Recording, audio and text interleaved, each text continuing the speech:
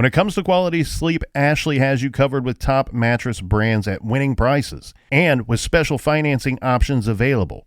You can snooze now and pay later. Plus, your mattress purchase helps give the gift of better sleep to children in need and U.S. Special Operations Forces. Visit your local Ashley store or shop online today and make every snooze count. Financing is subject to credit approval. See store or ashley.com for details. At Consumer Cellular, you get the same exact coverage as the largest carriers, but for up to half the cost. Same thing, up to half the cost. Up to half the cost for the same thing. 50% the money for 100% the same thing. I hope I'm making myself clear. Consumer Cellular. When freedom calls, we're here to answer. Call us at 1-888-FREEDOM. Half the cost savings based on cost of Consumer Cellular single-line 5GB data plan with unlimited talk and text compared to lowest cost single-line postpaid unlimited talk, text, and data plan offered by T-Mobile and Verizon May 2023.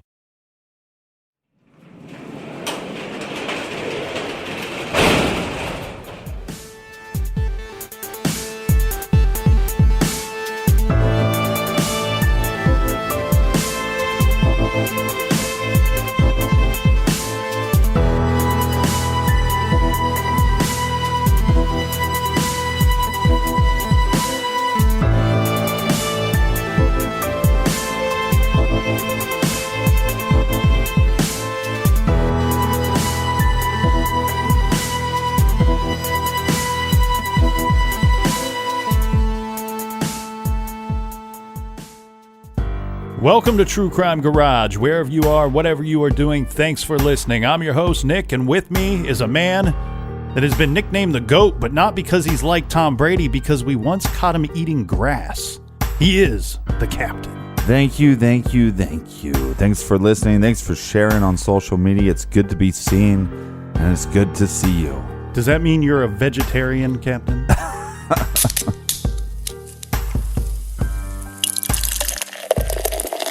Nothing goes better with grass than a nice cold beer. In the garage, we are drinking Fuzzy Baby Ducks IPA by New England Brewing Company. Garage grade, 4.5 bottle caps out of 5. What a fantastic Citra single hop IPA, one of Connecticut's finest beers from one of their finest breweries. Fuzzy Ducks was brought to us by some of our warm and fuzzy friends. First, we have Lisa, all the way from Bergen, Norway.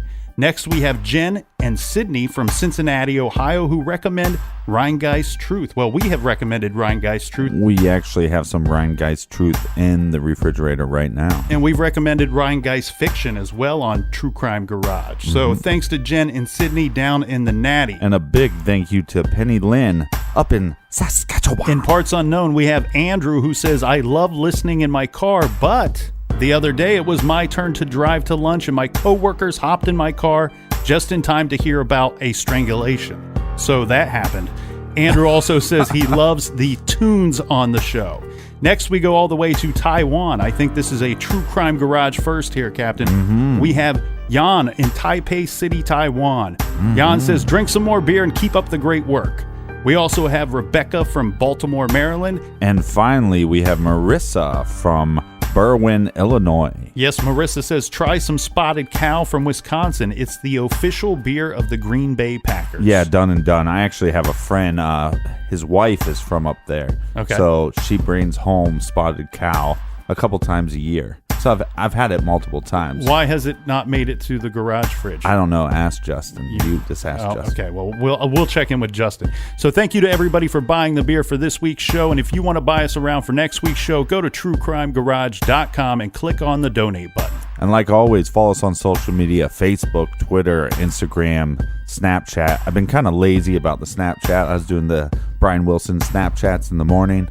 But if you want any information on what Nick is drinking, he is on Untappd. Yes, it's like Facebook for drunks. And like always, big kiss, big like your gym for all the support that we get. All right, everybody, gather around, grab a chair, grab a beer, and let's talk some true crime.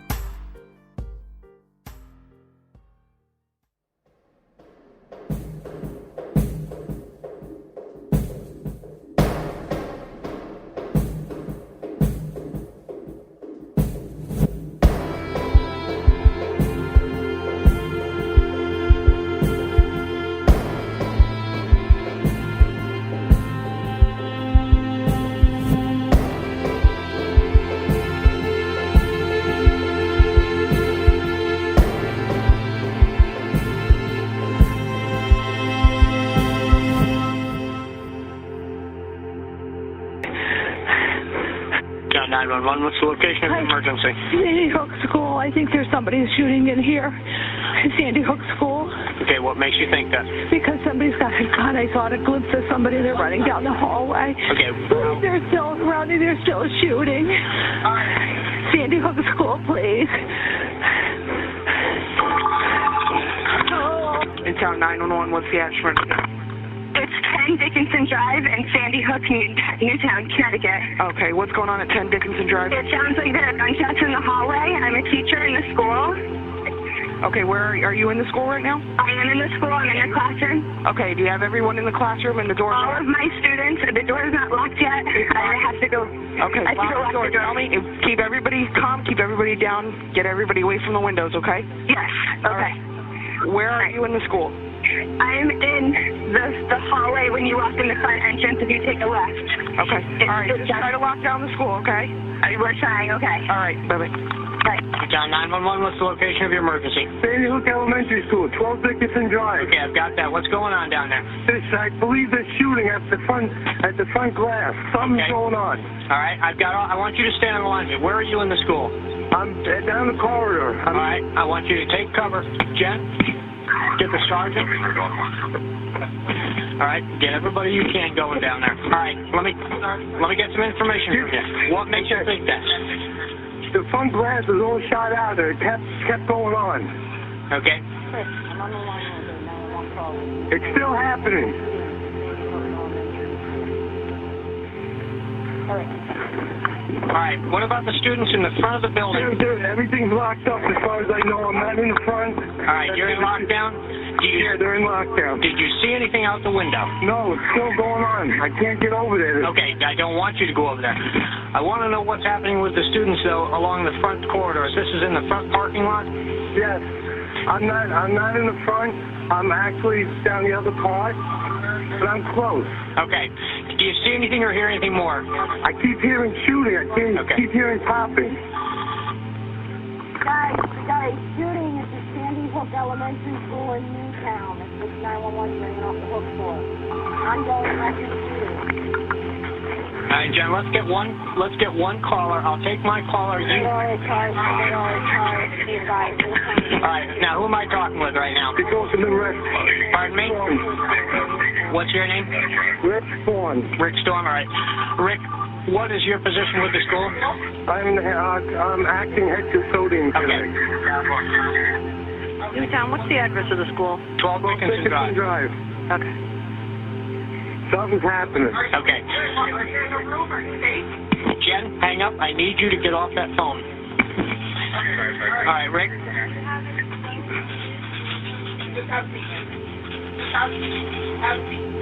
Rick? Yes. All right, what do you hear now? Now it's silent. Okay. That's Riverside Road. All right, now when you say the school is in lockdown? All doors are locked. Kids are in classrooms. Okay. So at this time you're defending in place? Excuse me? Okay, at this time all the rooms are locked? Yes. Okay, did you see anything out front before this started? No, I was out all morning. Where are you in the... Okay, so the gym teacher told me they saw shadows going past the gym. Just now? Yes. All right. Now, are they running on the outside or the inside? I would say that was the outside.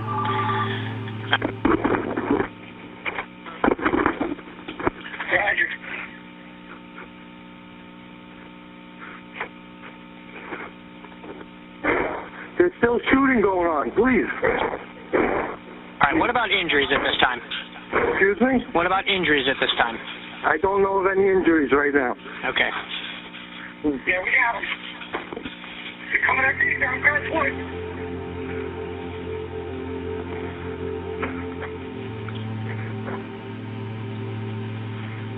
Come up the driveway on the left side.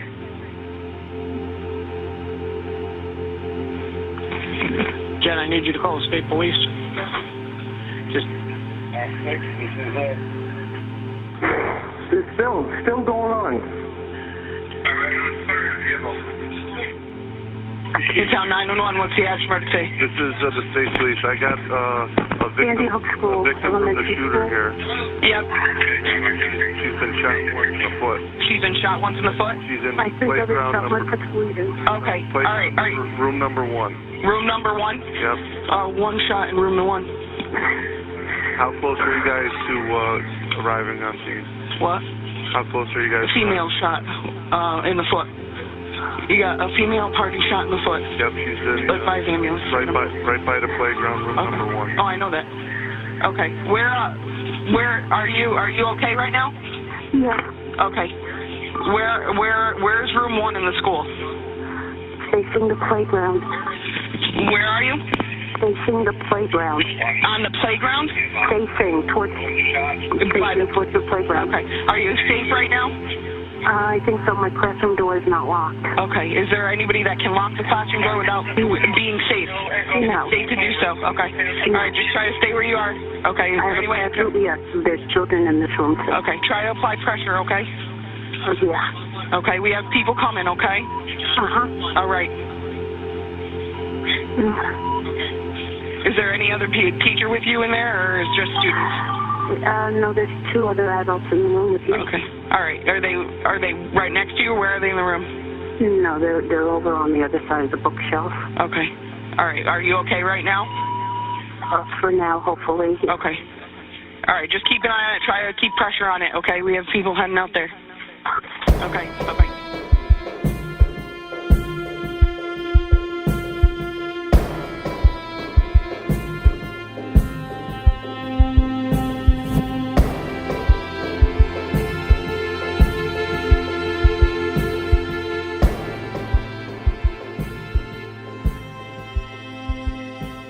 On Friday, December 14th, 2012, 20-year-old Adam Peter Lanza woke up, gathered some of his things, shot his mother 4 times in the head as she lay in bed in her pajamas, probably still asleep, left the .22 caliber Savage bolt action rifle that he used to kill his mother in her room, and at sometime around 9:30 a.m., he got into his mother's Honda sedan and drove off.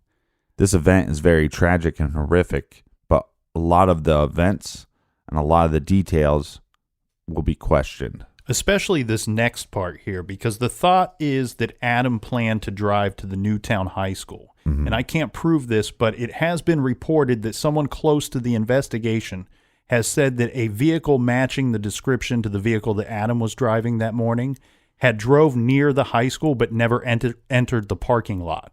There were 2 police cars in the high school's parking lot. If this vehicle was in fact the car that Adam was driving, he may have seen the police officers' vehicles and changed his plans at the last minute. And if this is the case, I mean, we will never know.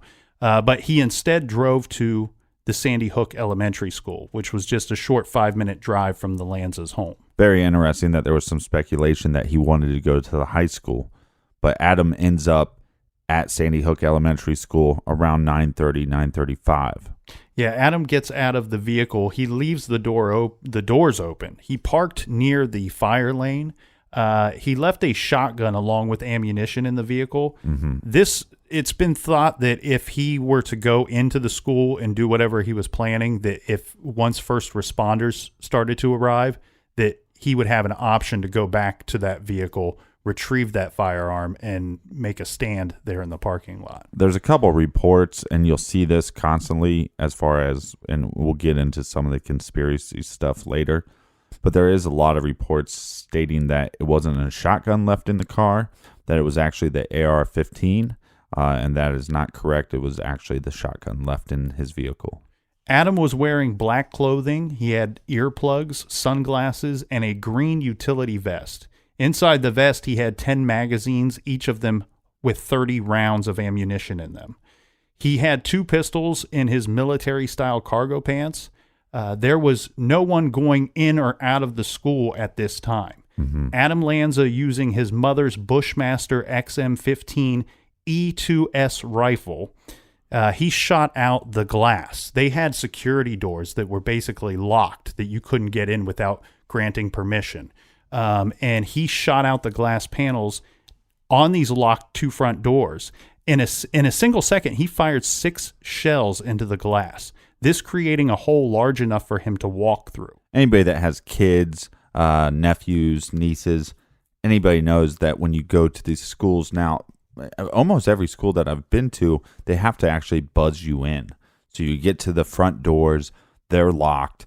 They buzz you in, you're on camera, you have to identify who you are. And this is definitely a step in the right direction from when we were in school. I mean, these are setting in place certain precautions so that the bad elements don't make it in to the school. Near the front entrance, several of the faculty members were engaged into a meeting. Yeah, and Adam actually briefly stopped there for a minute. And this is where the staff now knows that the pops that they had just heard were actually gunshots because they can see the man and they can see the firearms.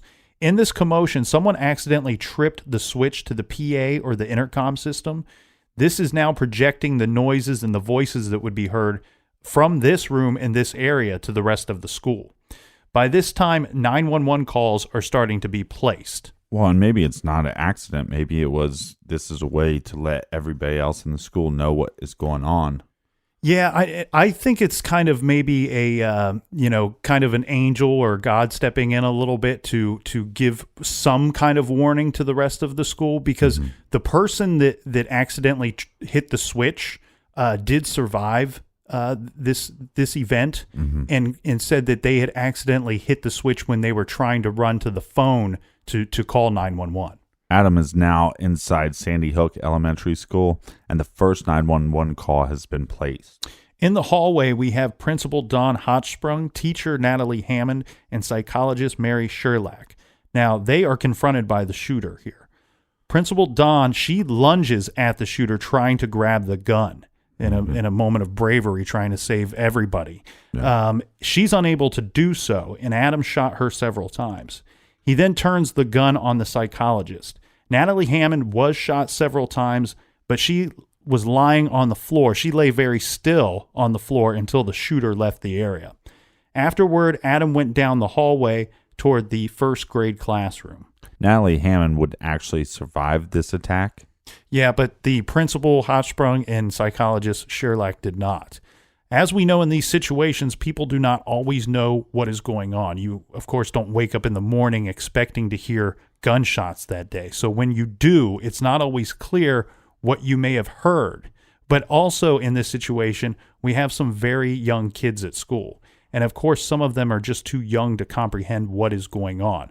So some of the kids that are hearing this gunfire, now mind you, the noises are still going off over the intercom system.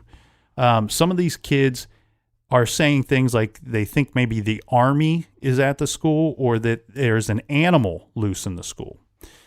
It's an unbelievably sad situation, as this whole situation is, but please keep in mind, there is only one monster here. There is only one unbelievably horrible person here. There are many, many honorable, brave heroes in this story. We have teachers, administrators, and faculty members that are doing everything that they can to try to save children's lives or save the lives of their coworkers. There are teachers who are hiding children, retreating to other spaces with kids. We have the principal who attempted to disarm the shooter. There's the custodian, Rick Thorne, who ran down the halls warning everyone that there's a shooter in the building. He was locking doors and telling teachers and children to get down and hide. Teacher Victoria Soto barricaded kids in a closet and told many of them to hide under desk.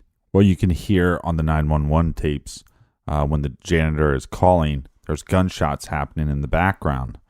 Again, this is, not to bring up the conspiracy thing too much, because we will talk more about it later, but a lot of people believe that on those 911 calls that those gunshots are fake. Well, those gunshots are not fake, people. And that guy was running and trying to communicate with the 911 dispatcher as shots are being fired, as he's moving around the building. And that is called bravery, and that's something we should commend him for. Not only did teacher Victoria Soto barricade kids in a closet and telling other children to get under desk, but she ultimately ended up putting herself between the shooter and the kids. And he fatally shot her for doing so. when all the teachers were trying to keep the students calm, which is a lot more difficult when you have younger students not knowing what is going on. Yeah, and some of the teachers did this by praying with them or praying for them out loud, by telling them nice and soothing words and phrases. Some of them even telling the children that they are loved and that the teachers love them. So we see the situation trying to keep everybody calm, but quiet as well, and tucked away in these concealed areas to try to not be seen by this maniac that's in the school. Just after 9:40 a.m., police hear the final shot that is fired. Adam, using the Glock pistol that he had concealed in his large cargo pants, put the gun up to the lower rear portion of his skull, and he fired the final bullet, killing himself. The police and other law enforcement were already outside. It only took them 5 minutes to respond to the 911 calls. And when the police arrived, they had actually heard several shots before that final shot. Now, this is one thing that has caused some confusion over the years and some speculation that need not be. When they first arrived, they thought that shots were coming from outside. It was later determined that may have been the case because some of the vehicles in the parking lot were hit with bullets. This would be because Adam was trying to shoot teachers who were actually running near windows. So the bullets are traveling through the school windows and hitting vehicles in the parking lot. And during all this chaos and confusion, Nancy Lanza actually receives a text message from one of her friends saying that there is something going on at Sandy Hook Elementary School. At 2:11 p.m. that afternoon, CNN reports the shooting suspect is named Ryan Lanza, and he is in his 20s. About 10 minutes later, Fox News reports the same, and a few minutes after that, MSNBC follows with the same information. Now, police had found an ID card for Ryan Lanza in Adam Lanza's clothing. Ryan Lanza was at work when he first heard about the shooting on the news. Just so anybody is confused, Ryan Lanza is the older brother of Adam. Yeah, he's about 4 years older than Adam. And he is still at work when he first hears that he is the suspected shooter in this event. After hearing this news, of course, he immediately leaves work without giving any explanation as to why. Ryan quickly, and I won't say exactly what he had said, but he basically posted on Facebook that he didn't do it. This is as he's leaving, just after he's left work. Now, through text and Facebook messages, he is communicating with his friends. Some of his friends are asking if he is okay. Others want to know how the news could jump to such a conclusion with no evidence, because, they're in contact with this person. Essentially, there is evidence. Because law enforcement, you have this kid which shot himself. He's dead. And you can't probably positively ID him right away. And then you have an ID on this individual that states who he is. But that's not being reported in the news. It's just being reported that Ryan Lanza is the... they're not reporting that they found an ID of anybody. Well, and I don't think they're even reporting that the shooter is dead. No, they are all over the map with what they're reporting at this time. Well, but that's the problem with news in general. We have this mentality now to be first. Who gives a shit about being right? We can apologize later. Let's be first, and that's definitely not the way to cover any story, especially one as tragic as this one. So after Ryan has had some time to think about what's going on and try to process the information, whether it be good, bad, or indifferent, that he has received, he sends a private Facebook message to a friend, a very close friend, and he says, the shooter could have had my ID.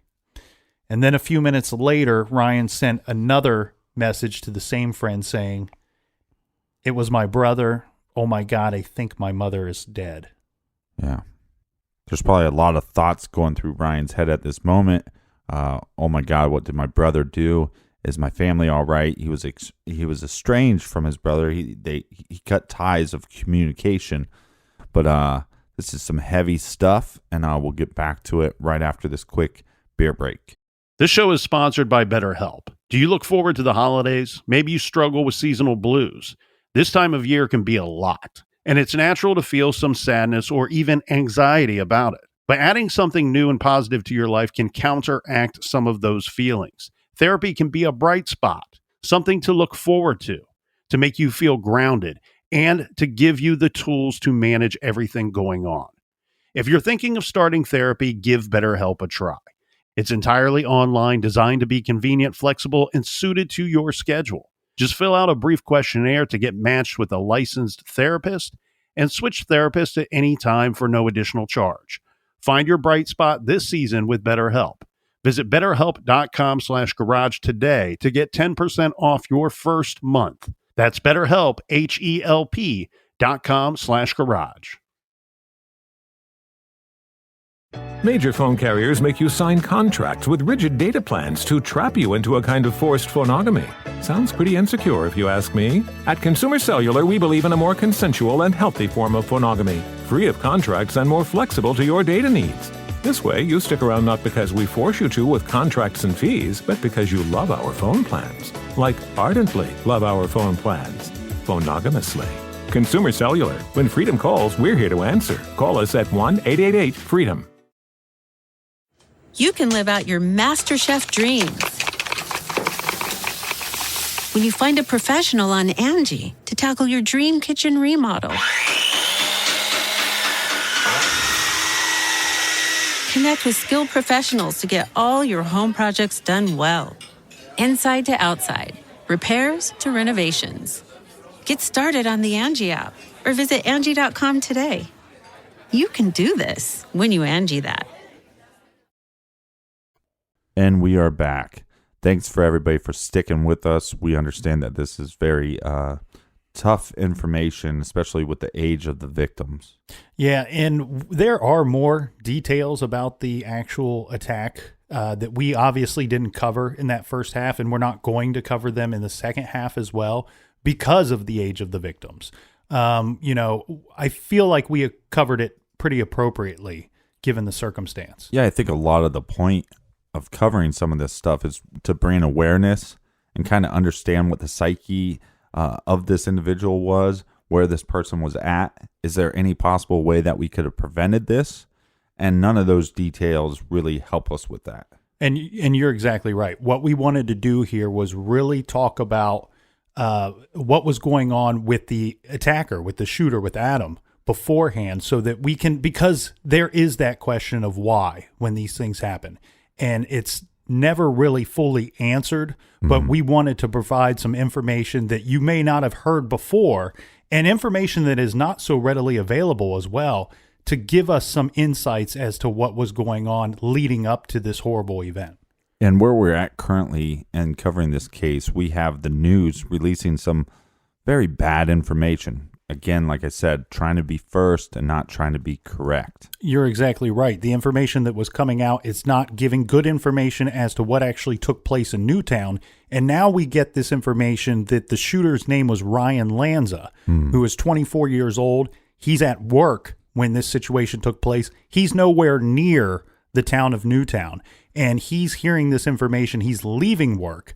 And it has dawned on him. It's not been presented to him or confirmed yet, but now he's getting the feeling that his brother was responsible for this and that his mother has probably been killed before this event took place.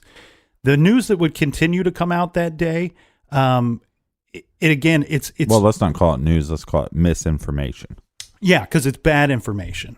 Some of the other news is that stating that the shooter, they're still calling him Ryan at this point, that the shooter's mother was a teacher at Sandy Hook and that he had killed her, and that Ryan's brother was found dead in Hoboken, New Jersey. They are now reporting that the suspected shooter's Ryan Lanza is 24 years old. Shortly after this, Ryan is arrested in Hoboken, New Jersey, near his home. Under interrogation, he is being asked by police if he knew what his brother had done. And he says yes. He had seen the news about the shooting at Sandy Hook at work, and he knew his brother and mother were dead. That's what he's telling the police. After 5 p.m., the news stations start correcting themselves. And we see this all the time, this backtracking. And it's just, it's irresponsible because of a lot of this misinformation, and we'll get into this later, is the conspiracy side. And if it wasn't for so much of this misinformation, we wouldn't have all these questions at the end. We'd be questioning the actual event, what we could do to possibly prevent it. But now all we're left with is questioning the actual event itself. Mm-hmm. So after 5 p.m., they start reporting that the suspected shooter was not, in fact, Ryan Lanza, but his younger brother, Adam. Mm-hmm. There was still more bad information to come out, though. This would be that Adam's girlfriend and the girlfriend's mother were reported missing in New Jersey. And we know that Adam did not have a girlfriend. So This is, just not correct. The parents of the school children and the family members of the teachers were told to go to the Newtown firehouse.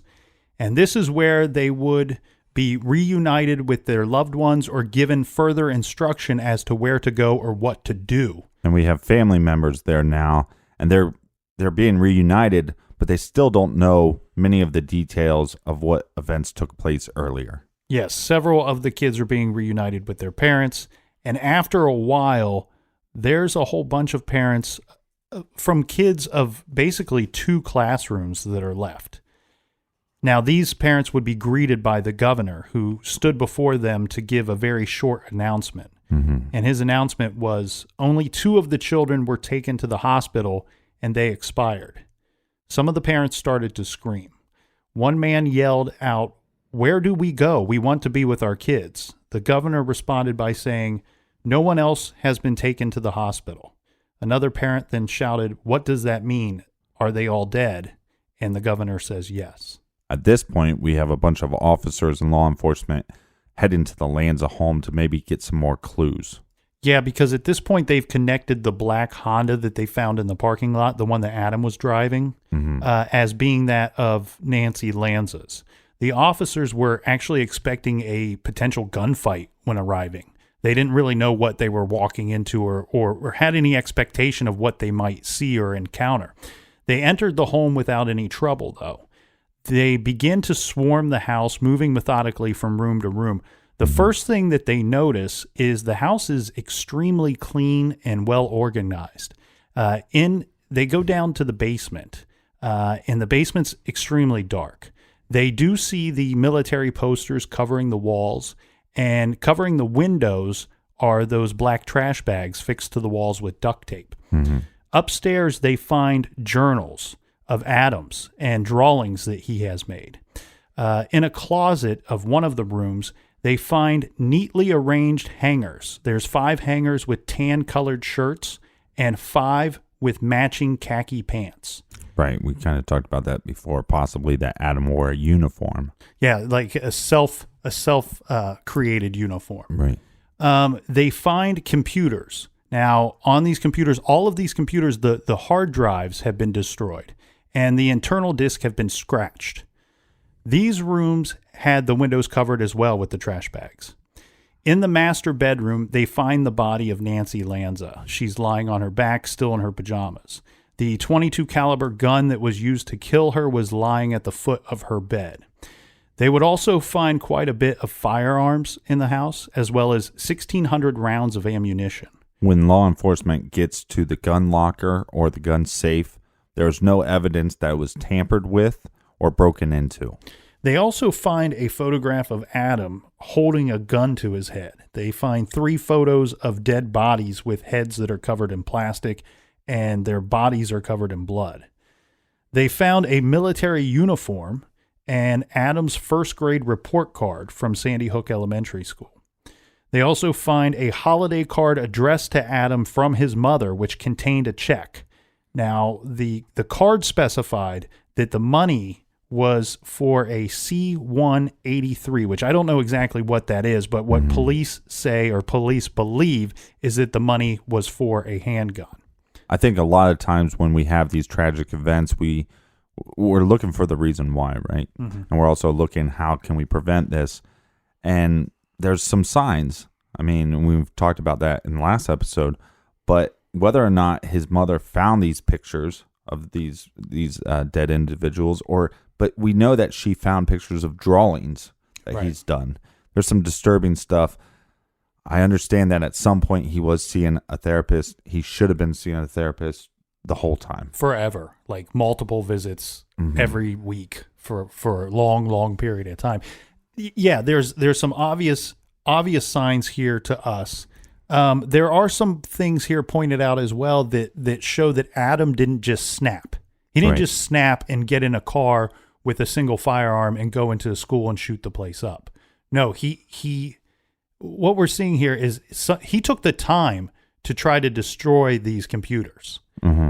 He also arrived on the scene with earplugs to muffle the sounds of the gunshots, with multiple firearms. Well, even if you go back further, I mean, this is kind of like, to me, the best analogy I could use would be like a hurricane, right? It starts out in the ocean really small, and this started back when he's in middle school, and the storm just kept growing and growing and growing until it just came to a peak, but it also peaked at the same time that it hit land. And I feel that's kind of what it was.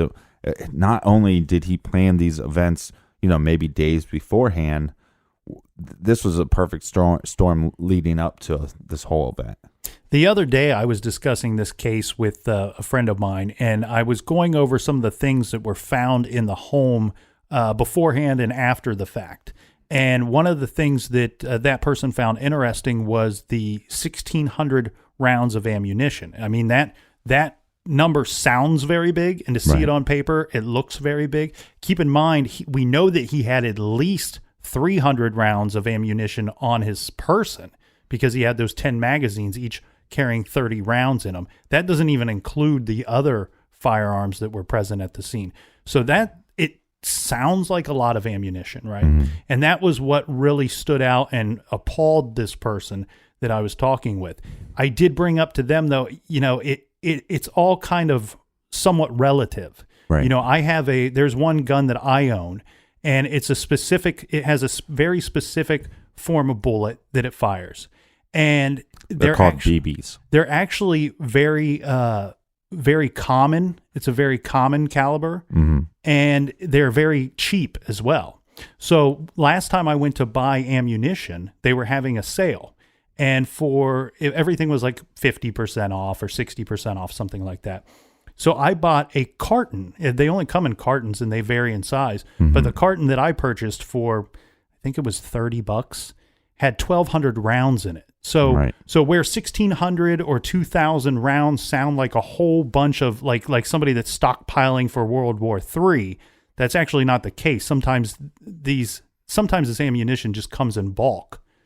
I don't need 1,200 rounds for anything that I can think of, but that's what they sold it to me. And as we're on the point of what they found in the home, there are some pictures online, and you can actually find a picture of Nancy's bedroom, and there is a pool of blood in the middle of the bed.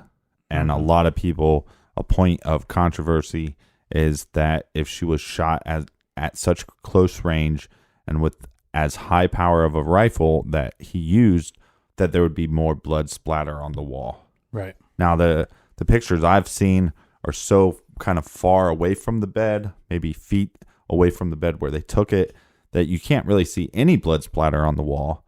Again, I mean, I am not a forensic expert, so I don't know how it would actually react. Or was this picture taken after they collected evidence and then maybe washed the walls? I'm not for sure, but there is a large puddle of blood in the middle of her bed. And then we even talked yesterday, well, where was she laying? Was there a bunch of pillows around her? I mean, who knows? I mean, and would that kind of block some of this splatter? Well, and when we see these photos, especially in this situation, they don't have to release this photo and then explain to you point by point, this is what's going on and this is what we think happened. And here's the evidence of such. They don't have to do that. We know who did this. We know about this crime. And they're going to not release everything on purpose. We just know that. Not every question needs to be answered when you have a solved crime. And they don't owe that to us as a public either. Well, people that think that this is a point of conspiracy, I'd question, okay, well then who is Ryan and who is Peter and who is Nancy? And do they all just work for the CIA and they're just, they came out of nowhere and they're all actors and their life never existed? There is tax records for one. We know Ryan is a real person. We know Peter's a real person, and they don't take into account that what about somebody like Ryan that, even though his brother did these heinous things, his brother had a lot of issues and he lost his brother and then he lost his mother. And to start saying that this is a point of conspiracy, it's demeaning to their loss. Yeah. And it's demeaning to all the children's losses as well, and the family losses and the community losses. Well, and some of the evidence that's collected, things that they saw at the scene, does that present questions? Of course it does.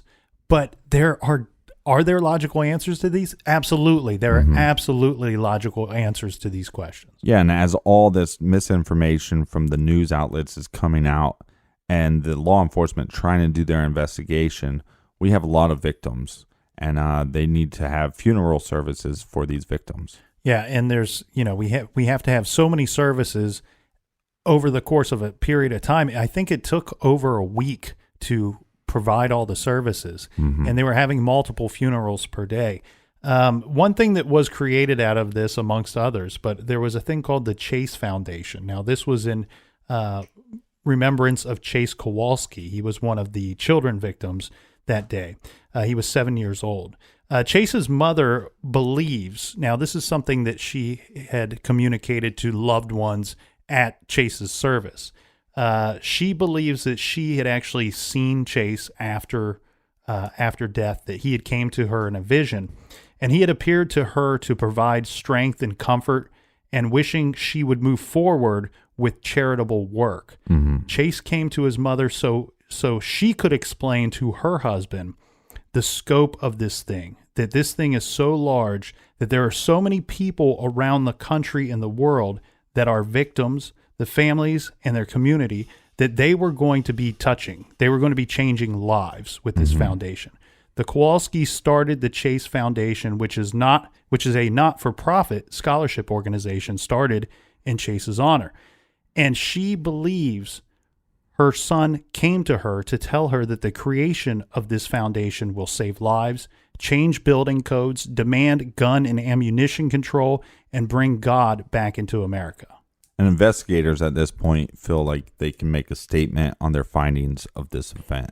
Yeah, this would take them some time to put it together, but this is all going to revolve around items that they found at the home, as well as those journals that we talked about that were found in Adam's room. Now, basically, they give him a title. They basically call him a glory killer. And what they mean by this is that they didn't feel that any of his disorders is what caused him to do this. They also didn't feel that this was something where he had just snapped and woke up and decided to go and do this. They believe that this is something that he planned out. Maybe not this attack specifically, but that he had planned to attack somebody somewhere at some point. And their evidence of this is that the length of time that he spent putting together that spreadsheet that we discussed that had what he listed as the top 500 mass killers. And he had all this information on them. Remember, this was in 9-point font, okay? And it was 7 feet in length and 4 feet wide, this spreadsheet. It's a massive spreadsheet with all kinds of information on it. And they believed that him studying each one of them was a form of training, that he was almost training himself and learning from their mistakes and learning from things that he thought that they had done correctly to kind of set himself up for this event. They also didn't believe that bullying was involved. Because they felt that if he was angry or if he wanted revenge, that he would have in fact have gone to the high school and not to the elementary school. Right, but there is some evidence that points that he was going to go there. Right. But we can get into the psychology of that a little bit later because it ties into something that we're going to talk about. The other thing is they believe that the killing of Nancy was just something that had to take place. That maybe she wasn't an actual victim that he was targeting, but his whole goal was to carry out an attack, and he was not going to be stopped in the process. That she was something that was just necessary to do, because had she seen him taking the car, loading the car up with guns, she could have called the police and put an end to what he was attempting to do. Right. He was going to kill himself, and he was going to, I don't know that make a statement is the correct phrase, but he was going to go and take as many people with him in the process. This was his quote unquote mission, and he wasn't going to be stopped by his mother or anybody. Yeah, I don't agree with a lot of their findings. I'd say I'm probably 50-50 on what I agree with them on, but I am not an expert.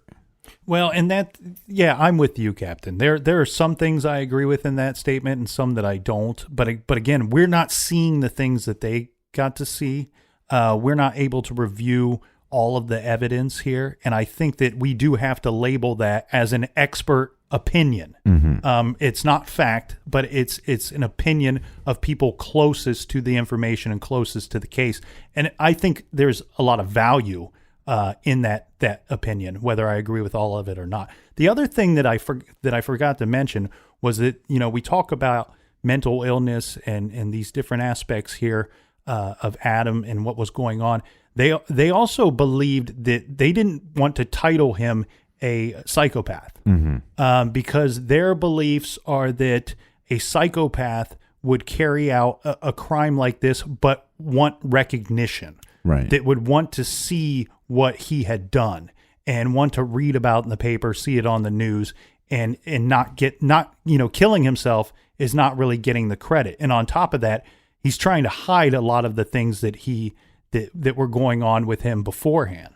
Well, I actually don't buy that at all. Just knowing the amount of research that he's done on these mass murders, knowing that the attacker normally doesn't make it out alive.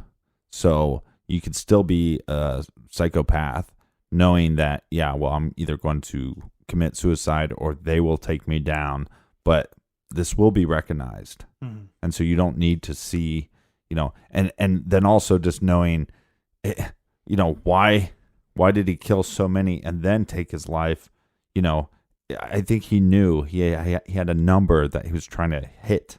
And he knew that based off all this information that he collected, I need to do this much. And if I do this much, it will be talked about. So another point where I don't fully agree with him on. And I'm with you. I think he was trying to get to some kind of number that he had created. And I think that he only killed himself after believing that he had reached that bar that he had set. Now, we talked about that video game that he was playing, Combat Arms, where you actually got a kill credit for killing yourself in a mission or in that gameplay. I've never played the game, but that's how it was explained to me. Right. One wonders had, once he reached whatever number that he had set or believed that he had done so, that either he wasn't brave enough to take on the police and or killing himself up that number by one. Well, and killing his mother does the same thing. Yeah. So it's like, that's just a bad term. I was going to say kill two birds with one stone, but basically that's what it was. I mean, you need to kill your mother, therefore she can't stop you. And by the way, she adds to the kill count on the Wikipedia page. Do we want to address any of the hoax theories, conspiracy theories that have come up regarding this case? Because here's the problem, Captain. Well, when we started looking into this case, if you just Google search Sandy Hook or Newtown, unfortunately, almost all of the information that comes up early in those searches is hoax or conspiracy. Yeah. There's actually, you have to sift through a lot of that before you can find any real information other than, the Wikipedia pages. Well, I think we covered the whole blood splatter in the bedroom. I think there is some logical explanation. They're not giving us every detail, so there's probably some logical explanation that we just are not presented with that information. The other thing that we talked about was saying that the AR-15 was found in the car Well, that was misinformation by the media. It was actually a shotgun that was found in the car. And so little things like that start making you go, well, they claim that all these children were killed with an AR-15. But how could that happen when it was in the car? That's just misinformation by the media. The other thing, too, and I get so sick of this, if you go on YouTube with any of these mass shootings, they do this thing where they take a picture of Adam and they take a different picture of Adam, just like one from maybe a year later or 6 months later, and they put them side by side, and then they start making the claim that it's not the same person. That somebody switched out these people at some point. Right. Like this is a clone or this is some, or it's absolutely ridiculous. And yeah, if you take a picture of me and you put it by a picture of me from 3 months later, and you look at it long enough, maybe you'll find little differences, but it's crazy to me that there's, tons of these videos going, see, and it's some idiot on the other side going, if you notice the picture on the left, his hair looks a little different than the picture on the right. No shit, but let's just go with some logic that it's probably the same person. Mm-hmm. So those little claims just drive me nuts. We talked about the second shooter theory. Because of the misinformation of the media, one of the parents were arrested at the scene. Yes. And this individual was coming up to the school. There was gunshots being fired. He then ran to the edge of the building. He was trying to look in the window of the classroom where his child was. Mm-hmm. That's a heroic event from a father. He's just trying to see if his kids are okay. The police see him. He then takes off running from the building. Yeah. There's several individuals that are running from the building because it's the fight or flight mentality. And they decided to flight. And they were arrested and they were questioned. And the big thing here was he had camo pants on and a black shirt. Yeah, and he was actually seen by some of the other parents as being handcuffed and put into a police cruiser. I believe he was he was going to work on some project with the kids that day, like build gingerbread cookie houses or something. And he when he arrived, the glass was shot out. But he's still hearing the gunfire that's going on inside the school, so he doesn't go in. And when he sees the police, when they say, "Hey, stop," get down or whatever they tell him to do, he actually thinks that they might be the shooters. He's totally out of his element and you don't know what's going on in this situation. It's pure chaos. Right. And he thinks that maybe the police are the shooters. He hightails it to the woods, and as you said, he was arrested. And when people say, well, that's crazy that he would have thought that the police officers were the shooters, it's not crazy because when you watch video footage of Columbine or even some of the stuff that Adam was wearing, it's very militant.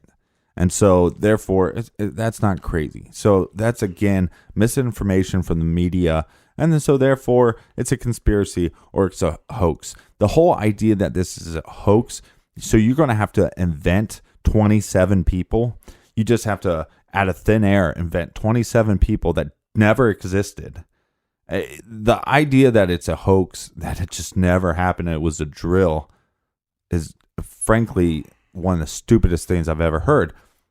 Now, with that being said, when people say, well, was it a conspiracy?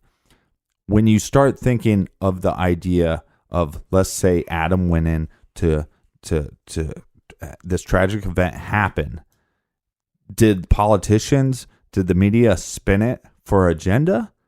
Definitely, but did they create fictitious characters to spin their agenda? I don't believe so. I think there was so much misinformation that it just lead to this complete chaos as far as a media storm.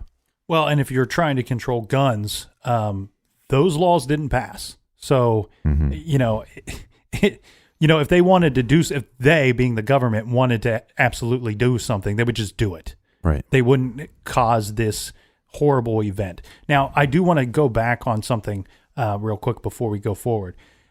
Talking about, is it crazy to think that the police are the shooters? Well, he's not identifying them as police officers, obviously. Right. And here's the thing. when you're in this situation, do you have time to sit there and analyze the person you seeing as being the potential gunman or just somebody else? No, you run, you get out of there. And this can be explained as easy as this. One of the calls that the dispatchers were sending out to the police officers arriving on the scene, they're reminding all police officers that the gunman has not been identified yet. They don't know if it's one shooter or multiple shooters. Right. So if you are you are off duty and in plain clothes and civilian gear, that when you arrive at the school, you must be wearing your riot gear. Put on that riot gear, because that will be the only thing that the cops will have time to identify you as being a police officer rather than being just some man with a gun. And so it's an extremely logical situation to understand that this poor man whose daughter is in the building hears gunfire, that he would think that a police officer from a distance might be the shooter. Yeah, and I think, so there's 2 points there as far as conspiracy goes that you talked about. One, the 911 tapes.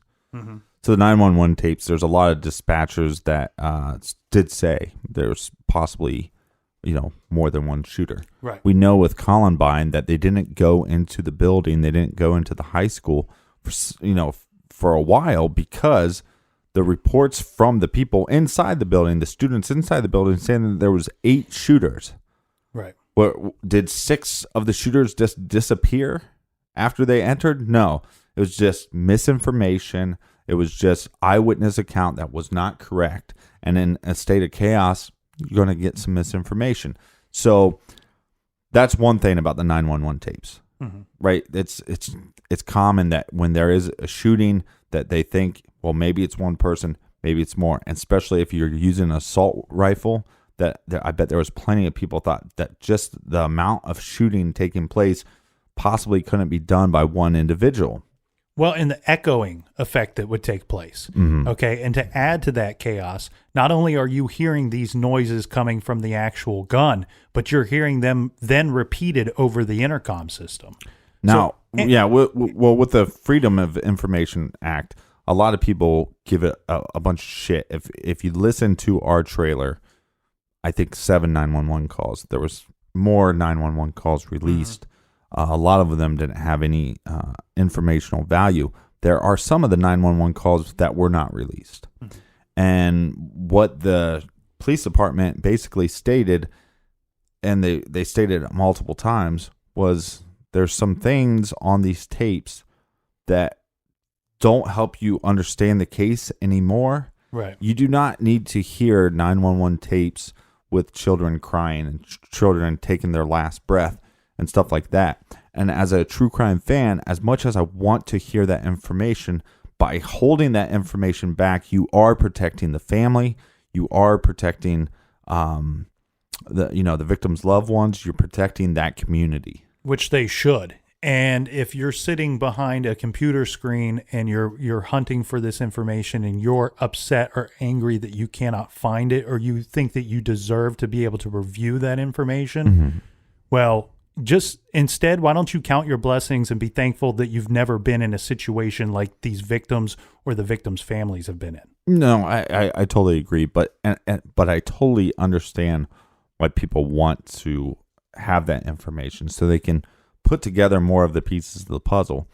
The other thing too is Ben Wheeler was one of the victims. I believe he was 6 years old. His father and mother were both actors. Now, by them being actors, everybody, when they were giving their press conferences and stuff like that, they start Googling his parents and then realize, well, they were actors. Yes, they had a profession. They both were actors, and therefore they made up enough money where they can move to the area and have their kids go to this school. And by all accounts, Sandy Hook was a school that people wanted to send their kids to. Is it that odd that a mother and father would have the same profession? I mean, that's one of the most common ways that adults meet each other as adults and start relationships is at work. So the other problem with Ben Wheeler's father is he looks a lot like an FBI agent. And so there is this there's these scenes that if you he looks like a specific. Sorry, I don't mean to interrupt, but he looks like a specific FBI agent, or just somebody that would like. No, he looks like a certain one. Okay, and so there's all this footage of these guys showing up, gearing up in their SWAT gear, and then entering the school or now helping with this tragic scene. Okay, so if you watch the footage and you compare the pictures. I'll be frank. When I saw the pictures, I thought, "Holy shit! There is something going on." Yeah, that's if you just look at the pictures with one guy in full riot gear with the helmet on and all these things. If you see pictures of Ben's father, hours afterwards, if you can find those pictures, he is going bald, but has some hair. If you watch the footage of the officer, I believe he's an FBI agent that's gearing up in full SWAT gear, you can see footage of him getting out of his car and starting to put on his gear. Shaved head, bald. They've identified what the FBI agent's name was. And then again, if you compare the two pictures with the guy in his full gear, you're like, that seems very fishy. Once you see the guy getting dressed and putting all his stuff on, you go, that's not the same guy. Unless this guy that's going bald can somehow grow a bunch of hair within hours. Yeah. So it doesn't make a lot of sense. But I will admit that when I first saw it, I thought, well, there's something here.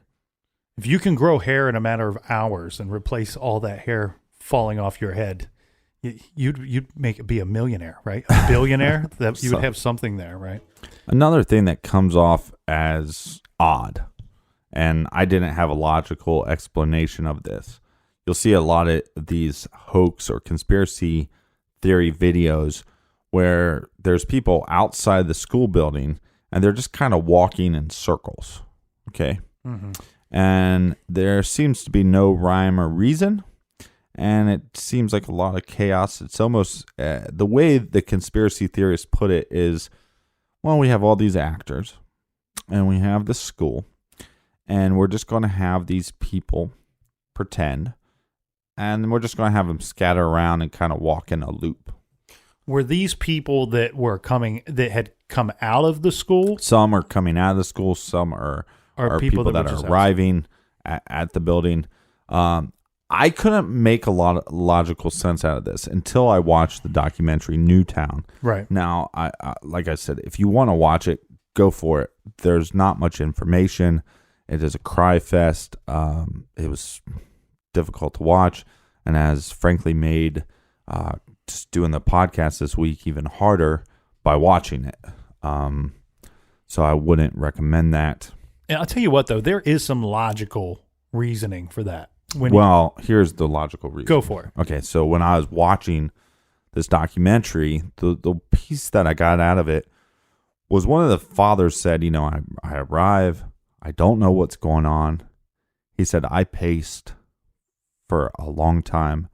I must have did over 1,000 laps. And when I heard one of the victim's fathers said, I must have done 1,000 laps. He's just walking in circles, not knowing what the hell happened to his kid. And yeah, he's not talking to anybody because nobody has any answers for him. And there's a swarm of media and he's just beside himself, almost in a trance. Mm-hmm. And that's the only logical explanation I can come up with for that one. Yeah, the thing here is, though, too, okay, we have a situation where the stress level is off of the charts. It's something that most of us cannot even comprehend. And we know that we don't know that how someone would react in that situation. Where I mean, you're talking about, this is basically combat war type situations. And the other thing, too, to top off that stress level, this traumatic situation that you're going through. If you were in the building, the loud gunfire, remember Adam had put he had earplugs in. He came equipped. the people that he was attacking, they're hearing these loud, extremely loud noises that are echoing off of every wall. That in itself will disorient you as well.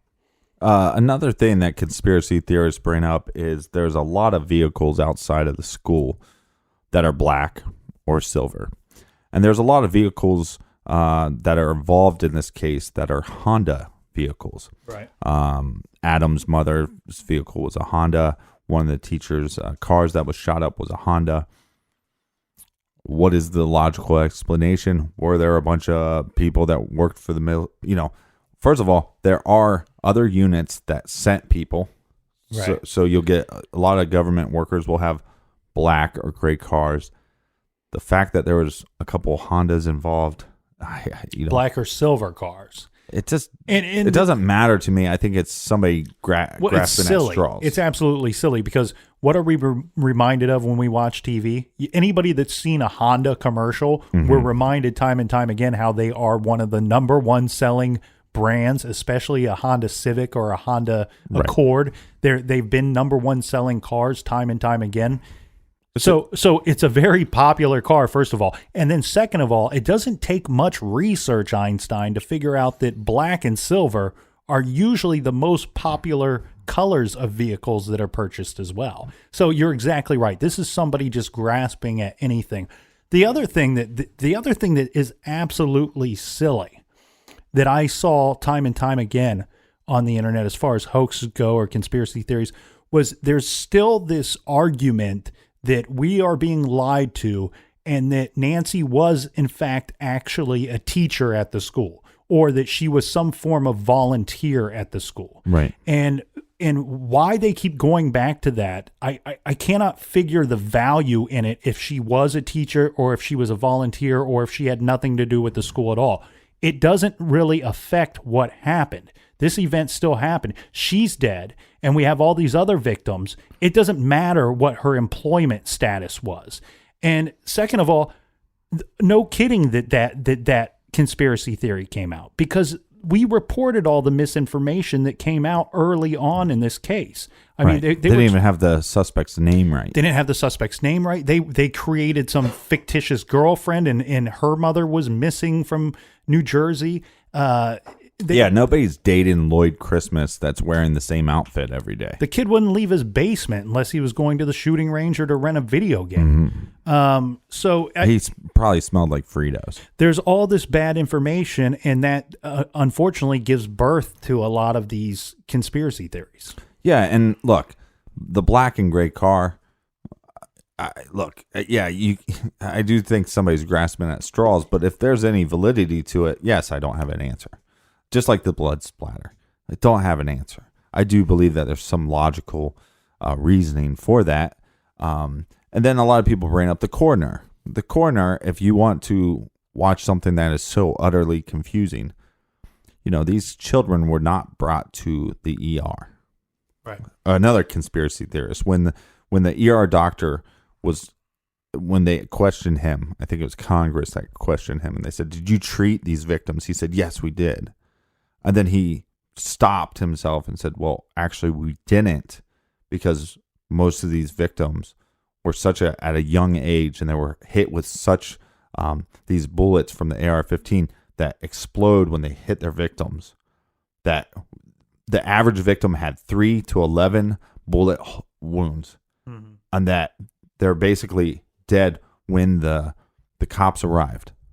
And so a lot of conspiracy theorists go, "Well, see this, you catch this doctor in a lie." No, he misspoke, and he's misspeaking in front of a bunch of people. And it's a touchy subject.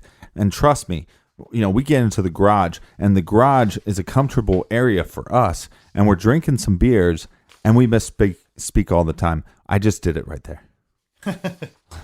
So I was talking about the coroner. Like I said, if you want to see something that's very nerving, is the coroner makes some very odd jokes. I think it's in poor taste. I think it's also somebody that examines dead bodies for a living, and their sense of humor is going to be a little different than the average person. But he's well educated to have that position. He certainly knows better. Yeah. I get it. I get it, because we've talked to detectives and we've talked to doctors, and some of them can have a dark sense of humor to try to get them through their day. Yeah, well, I mean, I have it too. I mean, just based off what we do on the show, there's sometimes I'll see a meme about a serial killer and I'm cracking up and I feel like the most awful, weirdest person in the world, but you should. You should. You should. You should. Any more conspiracy stuff that you want to touch upon? Yeah, there's a couple things that are a little odd.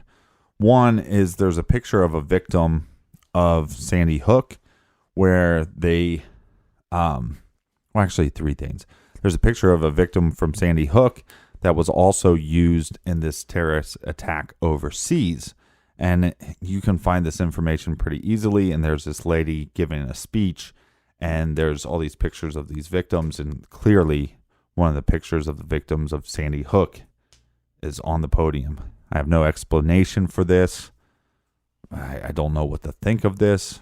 It was one of the young boys was Right. the victim, and at Sandy Hook, could it just be a look-alike? I mean, there are people that look like one another. It's very possible, but from the evidence I've seen, it looks like almost the exact same picture. So that's odd. The other thing that people bring up a lot of times in this case is that Sandy Hook was demolished, and that also Adam's home was demolished as well. Mm-hmm. Now, the community voted to have Sandy Hook be destroyed, so none of the parents or, a lot of these parents had other children that would be attending the school, and for them to have to relive these events over and over doesn't make a lot of sense. I don't have a lot of explanation for why the Adams house was destroyed. It's not uncommon, though. When We've seen this with Ed Gein's house. Yeah, and countless other homes. There's been crimes in Cleveland and in Columbus and in Cincinnati that they've destroyed the homes where horrible events have taken place or where the perpetrator of such had lived. Mm-hmm. And so it's not an uncommon thing to destroy homes. And absolutely, in my opinion, the school needed to be taken down. Right. Conspiracy theorists and hoax theorists will say that this was a way for people to cover up evidence. Yeah, to hide what really had happened. And now I misspoke because Ed Gein's house was destroyed by somebody. It wasn't destroyed by the community. But I think it's also a way with these mass murderers or people that have sick, twisted minds. Sometimes they turn these things into shrines. Mm-hmm. So again, it's odd. I think, spend some time diving into that. If that's your thing, I think you'll find some logical reason, if you dive into those things. Well, and you have a grieving community. Whether some of the people had children attending that school or not, you have a grieving community. Mm-hmm. And after that grieving process takes place, hopefully there's a healing process that takes place. And I don't believe you can heal until with some of those memories still around, with those buildings being around. I mean, sometimes we should just call me Captain Conspiracy, because I do dive into the conspiracy side of things multiple times. A lot of talk lately on social media when people knew we're doing this case was the actors that were paid to be witnesses. Now, if you look up this happened in Aurora, this happened with Sandy Hook, this has happened multiple times. Whether or not it's the, like CNN or Fox, there's been several media outlets that have been caught red-handed paying people to act as witnesses. Now, to me, this doesn't lead to the idea that it was a conspiracy or that it was a hoax. What to me this leads to is that news media has an agenda. Right. And so we see this, I think the last one was CNN had the Trump rioters, and they figured out, well, it wasn't actual rioters. It was, CNN's cameraman. look, I understand that you have to create content, but the fact of the matter is this whole new way of doing news, being first, who cares about being right and all, if we have to manipulate the news, if we have to pay or fake eyewitnesses, then at least we have a story, that we have content. Well, I just think that is utter bullshit, and I don't think it's responsible. And you know what? When news is, they do it because news has become so competitive. You know, there's these 24-hour news networks. There's news everywhere. It's become so competitive. But you would think that at the same point that would be their fear. You know, if we are caught red-handed, mishandling information or giving out bad information, that would be the death of us. That the viewers would move on to somebody else. Yeah, and I actually wish people would. I mean, if you're going to constantly give out misinformation, if you're going to fake content, then yeah, stop listening to that. Stop watching that. Stop going with their agenda. Stop paying these people money. By you watching them, they get ads and all that stuff, and just knock it off. I mean, it's just not responsible. As far as I know, that Alex Jones has talked multiple times that he's going to dive back into this because of the misinformation and trying to get to the bottom of it. Again, look, I'm a fan of Alex Jones. I've watched several of his videos. I watched several of his videos on Sandy Hook. I don't think Alex Jones is a bad guy, but he has an agenda as well. I mean, and his audience is the conspiracy, the truth seeker audience. My hope is that he actually dives into it and looks at it on a realistic level and uncovers the actual truth. Mm-hmm. You know, I think sometimes when people say, "Well, I'm a truth seeker," well, I think you're more of a question seeker, and you're not trying to find the answer. I think a lot of people's attention spans are so small that they get to the point where they find the question and they don't dive in more to find the answer. All right. So it's like, oh, great. Well, we'll see this. This is kind of odd, don't you think? Okay, well, what's the answer? So, if you're going to be a truth seeker, be that and not a question seeker. All right, let's move on to something else because we do only have so much time, and there are some things that I want to get to here. One of them being this news article that came out shortly after the Sandy Hook tragedy, and it's titled Top 10 Myths About Mass Shootings. Mm-hmm. Now, we're not going to go through all 10 of them, but there are a few that I'd like to go through kind of quickly here. If anybody wants to read all 10 of them, a simple Google search, this will be the first thing that pops up. All right, so the first myth is that mass murderers kill indiscriminately. Well, that they snap and then kill indiscriminately. Mm-hmm. And the reality of that, according to this article, is that mass murderers typically plan their assaults for days, weeks, or months. They are deliberate in their preparing for their missions and determined to follow through no matter what. And this is one thing that I was talking about regarding the high school. And we had said that if he wanted revenge, mm-hmm. that he would have gone to the high school. And I think that you could take this argument either way, according to this article here, right? The argument one way would be that going to the high school, even though he saw the police cars there, that he would have went in and attempted this attack anyway. Mm-hmm. The other argument that could be made is that they were simply an obstacle, that he was not going to be deterred from carrying out his mission, and therefore he went to plan B or went off on the fly and did something, went outside of his plan. All right, the next myth that we're going to talk about is that enhanced background checks will keep dangerous weapons out of the hands of these madmen. And the reality is most mass murderers do not have a criminal record or have a history of psychiatric hospitalization. And the other myth is that restoring federal ban on assault weapons will prevent these horrible crimes.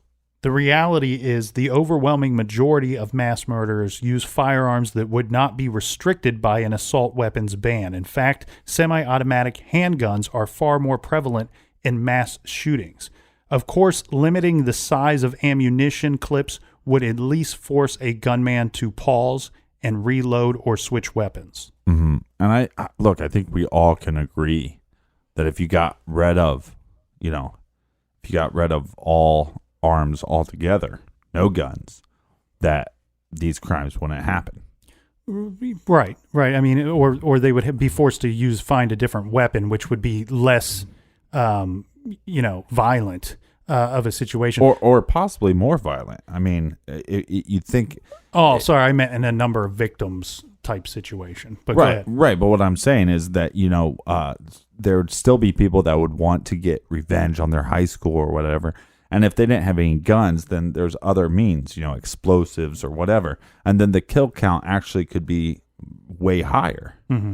And one thing I do want to point out that was very obvious when doing the research for this particular case, we talk about gun laws, all right, and bring those into question when these events take place.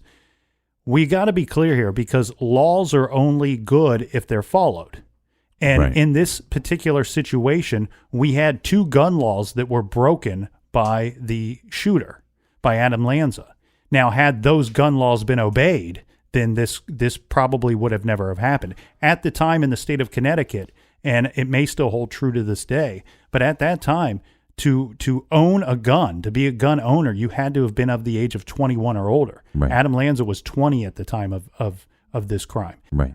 And the other law is that there are not to be any firearms on school property, which he obviously broke as well. Mm-hmm.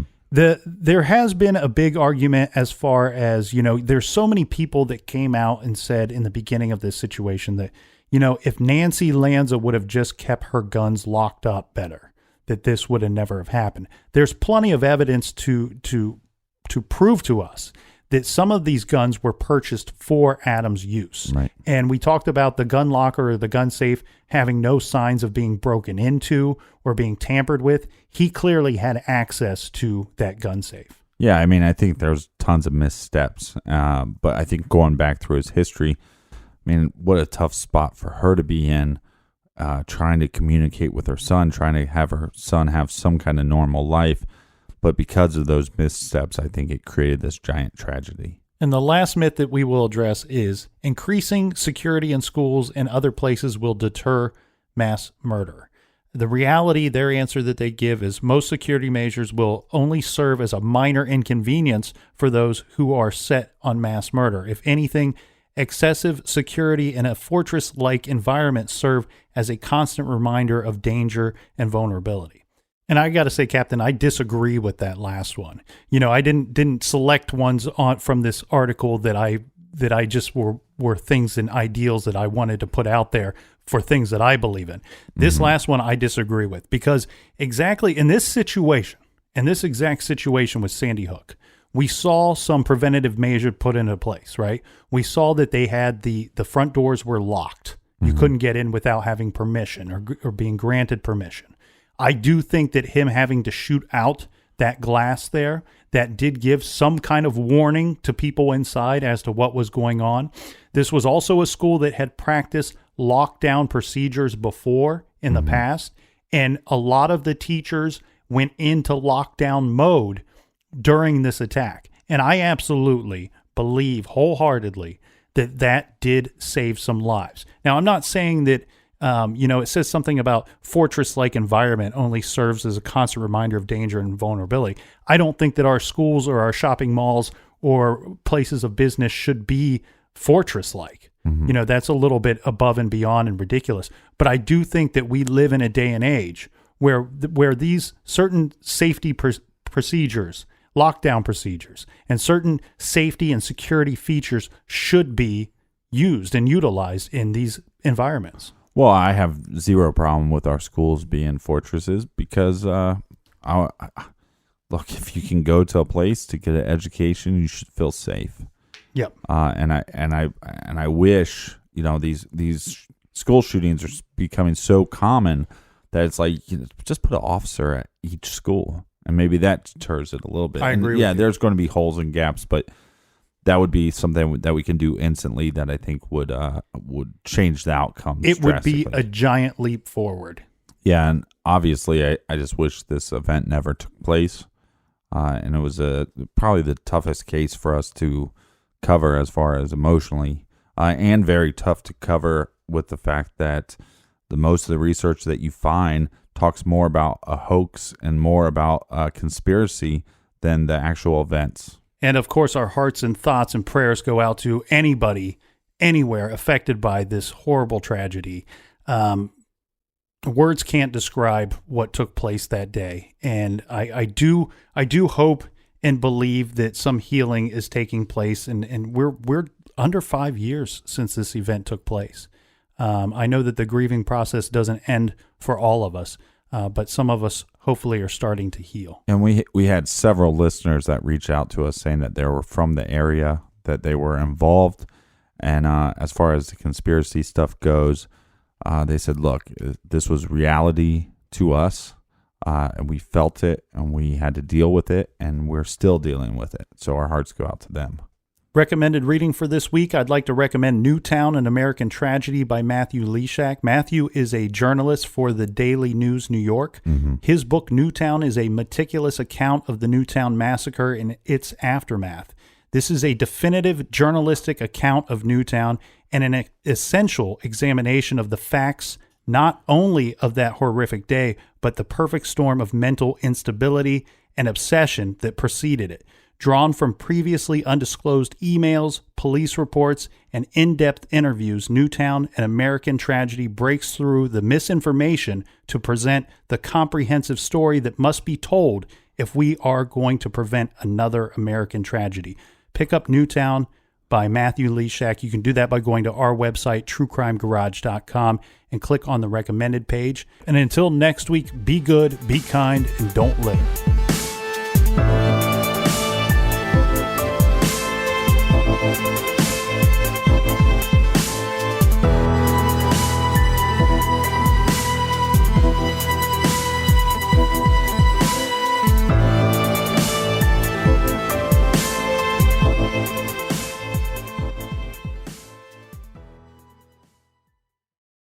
You can start your day off right when you find a professional on Angie to get your plumbing right first. Connect with skilled professionals to get all your home projects done well. Visit Angie.com. You can do this when you Angie that.